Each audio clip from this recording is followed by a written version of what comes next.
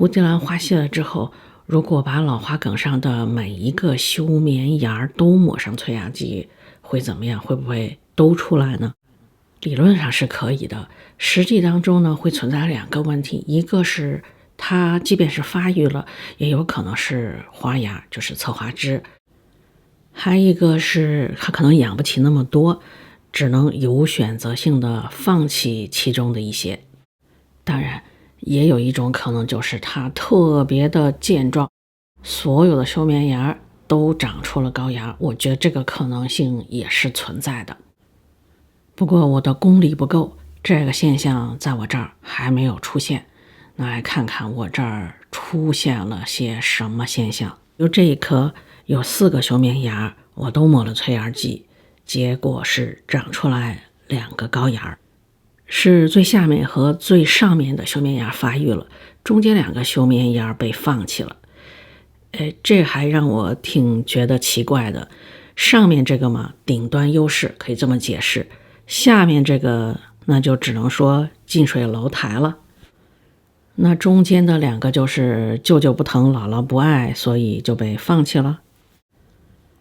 照理来说，顶端优势和近水楼台是有那么一点矛盾的，对吧？但是他自己不纠结，我们也就不跟着纠结了。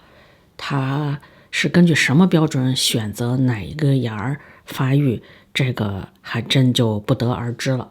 他高兴就好。再看这棵，最下面那个没催了上面3个芽儿，最上面2个都萌动了，出来1个高芽和1个侧花枝。侧花枝花谢之后，它上面呢有3个休眠芽又被催了一次，那最顶端的一个出了1个高芽。这棵看起来只有顶端优势，没有近水楼台。这棵和刚才那棵一样，都是收的花后打折花。这棵还曾经有一点黑腐，喷过药之后止住了，在那个叶子叶柄呢还能看到一些痕迹。这个也是催了3个芽，中间1个发育了，2头的都没发育，最上面那个还直接就黄掉了。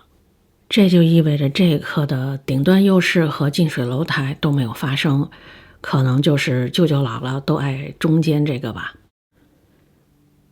这个催了2个芽都没发育，他自己重新出了1个。